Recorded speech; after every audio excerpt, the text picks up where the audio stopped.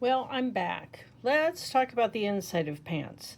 Uh, One of the things that I notice when I turn these jeans wrong side out is I notice just how clean looking they are on the inside. And I mean that in terms of construction.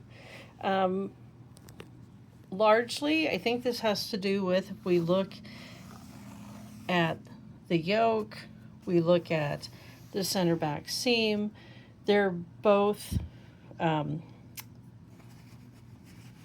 I can't find my words, they're both flat felled seams. Same on this pair. This is the pair that has a fair amount of stretch to it. These are cotton poly and stretch, but you see that they still did flat felled seams in the center back, flat felled seams on the yoke. My third pair, it's a little different. These are the ones that I was showing you before, the shorts that have the curved waistband, my only example of a curved waistband. But I'll notice that this pair of pants, nothing is flat felled. I'm going to get a little closer. So it's a basic seam finished with serging and then top stitched twice. It's interesting because the top stitching up here on the yoke is not a chain stitch.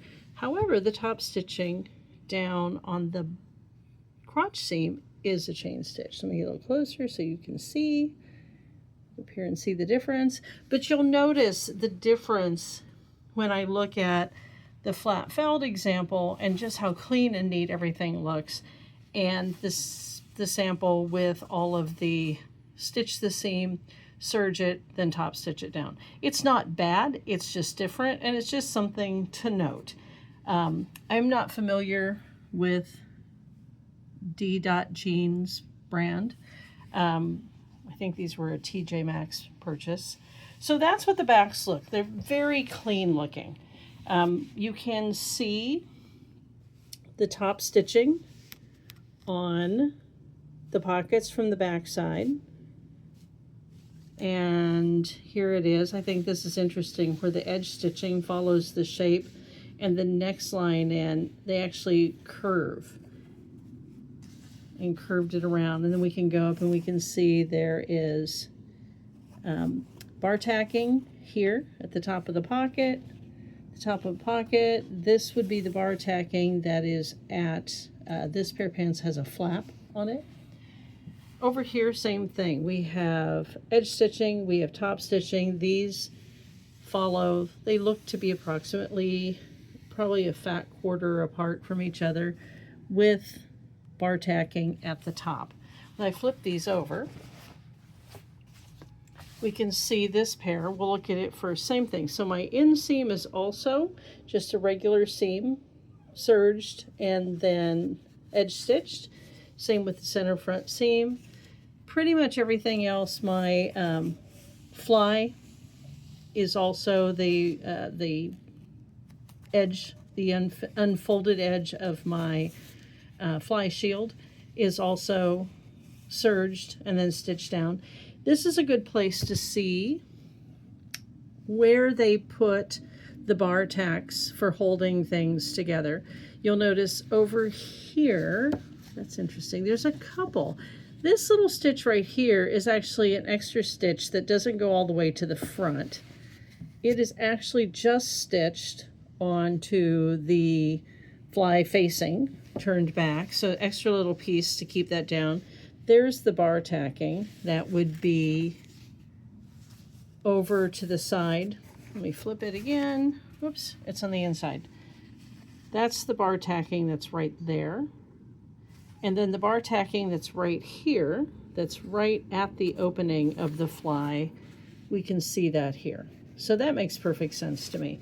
I think we're pretty similar on flies as I'm turning the other two open. You'll notice on this fly, one of the things I found interesting on this fly shield is that down here at the bottom, instead of making this a seam, it's actually open right here, and the edges are folded up. You can see where it's worn. So that tells me that's where that edge is. So if this fly shield, right, were all this same length down, they just folded it up under and didn't stitch it. And I think the reason for that is because it lays a little bit flatter maybe than a seam right there. But again, as we go back to the bar tacks, we have a bar tack at the bottom of the opening of the fly, and we have the bar tack over here that you'll see on the outward, the decorative stitching on the outside of the fly. And one last pair,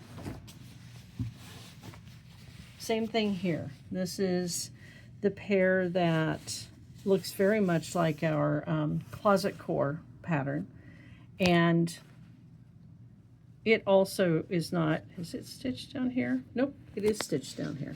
So this one is different in the respect that it has a seam. Sorry, I think it's getting a little dark. So that one actually has a seam in it, and it's stitched up even though it looks like the other one. Again, bar tacking at the bottom of the opening on the front, bar tacking over here on the stitching, on the fly stitching on the front. So they all have the same part, some executed slightly differently. If I go back over to this one, I hadn't looked at the bottom of it. It also is a seam, and I can feel that there's seam allowance in there. So those are our similarities, right? Everybody has pockets. These are different. These pockets are, it's a fold along the edge closest to the center. Same on this pair. This one did a French seam at the bottom, just to keep it neat. This one did the stitching on the outside with an overlock. And then this pair is similar, I think again, it's similar to closet core in the respect that it has this whole panel across the front, which, since these pants are the ones that said perfectly slimming, I think it's on there. It has nothing to do with the pocket. It's there for reasons of, since these are so stretchy, holding the tummy in. And you can see the pocket doesn't go all the way to the front. On the interior, there's a stitching line here that ends the pocket. So this part right here is the pocket. This is not. But this piece, like closet core, also goes up and under the seam that holds on the fly shield. And on this side, did it go all the way? No, it stops. So it comes up and it goes under this facing turned back, but it is not part of the facing. So that's just another way of doing a pocket. These also chose to be stitched with the raw edge down, and then the raw edge finished with a serge. One last thing to look at in the back is that this extra little line of stitching that's right here that comes down, that's top stitching on the outside, and this one comes down past the pocket about 1.25 inches and does some kind of a bar tacking. Again, its whole purpose is to hold this seam allowance towards the back to help keep the front very smooth. We're going to see the same thing over here. In this case, I'm not sure which line of stitching. I'd have to turn it. Oh, this one right here. There's a line of stitching that goes from here and down, and this is the one that ended with the decorative zigzag bar tacking. And this one you can see, because it's light on dark, that's the top stitching from the back side with the bar tack down here that seemed to have caught up in the seam allowance a little bit. So our interiors, again, I think even in the front, are very clean looking, which is what we want to strive for when we're making our pants. It's what makes them look professional. And the waistbands, again, I can feel where the seam allowance is in the waistband, which seems to be about 1/2 inch. And remember, these are folded over at the top, so there's nothing up there. So we're kind of consistently 5/8 to 5/8, 1/2 inch to 5/8 of seam allowance there, and they do leave it there. instead of trimming it down. And same thing here. As I'm feeling this, I can feel it up to about here. So I would say almost 5/8. So that's really something interesting to think about, in the respect that sometimes trimming it way down and way narrow actually makes it more pronounced than a little more depth on your seam allowance. And it doesn't, it just lays a little nicer sometimes. So I know that we're prone to wanting to trim all of our seam allowances down, but sometimes leaving them a little longer is not such a bad thing. Sometimes they actually lay flatter. So the only other thing I think that is odd on this pair of pants is I find it very strange that they overlocked the seam together, the out seam, down to about, oh, I don't know, 3 inches before the hem, and then they opened it up and overlocked each of the seams separately, which is very strange, and into the hem. I'm going to investigate that on the other pair, but I do think this is the only pair that does that. Yeah, as we come down into the hem on this pair, it is stitched, overlocked, top stitched down, all pressed the same direction. And if I go to my last pair on the out seam, yes. So this is more the norm. We stitch it to stitch our seam allowances together and tops, and it's not top stitched on the out seam. It is top stitched on the inseam. And then hems on jeans, generally speaking, unless you are going retro and doing a cuff, or if you're doing something fancy schmancy, but normally it is just a double rolled hem, which means we fold it up the same amount the same time next time, and then we edge stitch it. On these pairs of pants, they chose to not do contrasting thread. On the shorts, the hem is done the same way, but they chose to do the contrasting thread.